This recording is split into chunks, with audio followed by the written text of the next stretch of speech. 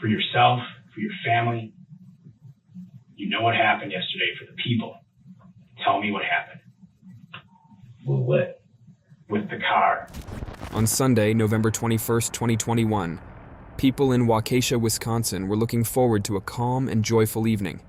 They were getting ready to enjoy the 58th annual Christmas parade.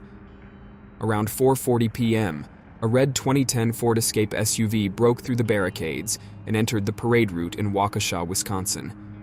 It crashed into the crowd of people attending the parade. An annual holiday tradition becomes a day of terror. Oh my God! Witnesses reported that it wasn't an accident.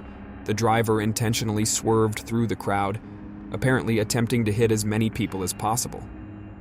The chaotic scene saw bodies, strollers, and holiday decorations being thrown into the air as the driver sped down West Main Street at more than 35 miles per hour.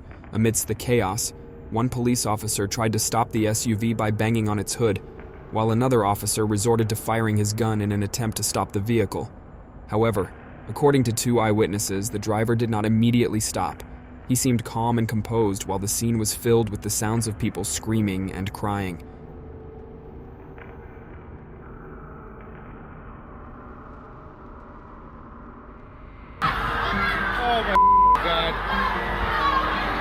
Tragically, the aftermath of the incident left 5 people dead at the scene, and an 8-year-old boy named Jackson Sparks later succumbed to his injuries in the hospital. Additionally, 62 individuals were confirmed injured, with 17 children among them, some fighting for their lives in the intensive care unit. Among the victims was Jane Coolidge, the driver's first victim, a 52-year-old mother and grandmother. Other casualties included members of the Milwaukee Dancing Grannies, a beloved dance troupe consisting of older women from Milwaukee. After the incident, authorities quickly launched an investigation to find the person responsible for driving the red SUV. Although the driver escaped, surveillance cameras later caught him running through nearby neighborhoods. The driver was recognized as 39-year-old Darrell Brooks, who went door to door looking for shelter. Then police finally tracked him down. Hands up!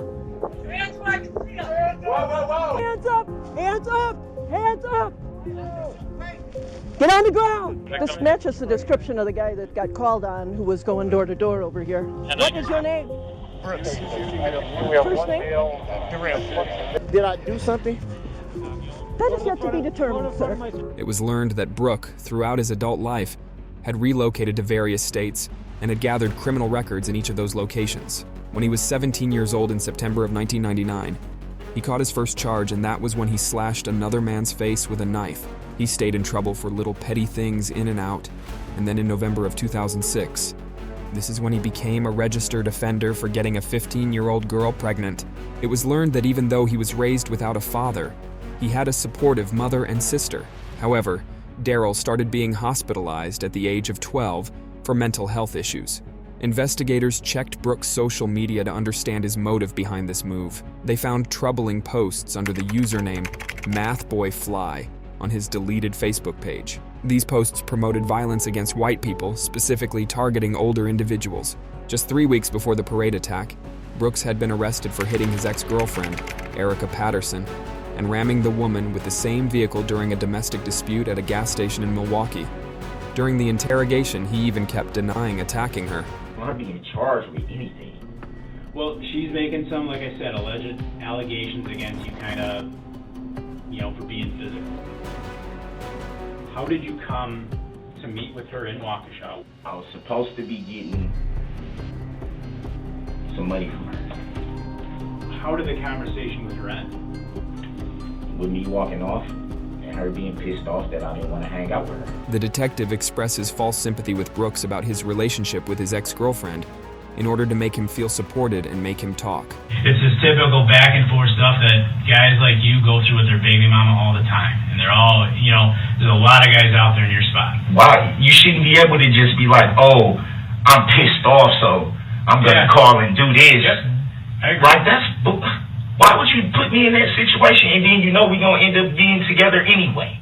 At the end, the investigators confronted Brooks with video and photographic evidence. Hey, you? No, that's not me. That's not you. That's not me.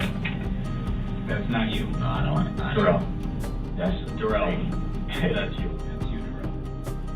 Why you say it like that, man? What if it wasn't me driving? What if it was you? What if it wasn't you? Who else would it be? During the interrogation, he even tries to dramatically distract the officers to avoid answering more questions. I know you heard that. Oh my God. But anyways, moving on, just 2 days after the attack, Darrell was charged with 6 counts of intentional homicide, which is the equivalent of first-degree murder in Wisconsin. By January 2022, he faced an additional 71 charges for reckless endangerment and hit-and-run offenses. His trial was very tense and a mess. Brooks's lawyer argued that he was high during the incident, as police noted the smell of cannabis and his red, glassy eyes.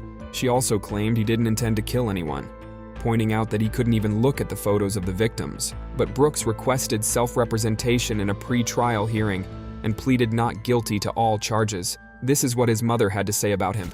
To help Darrell, I knew that he was not mentally capable of presenting himself as his own attorney. And I hate to say this, you're going to see manic, full-blown.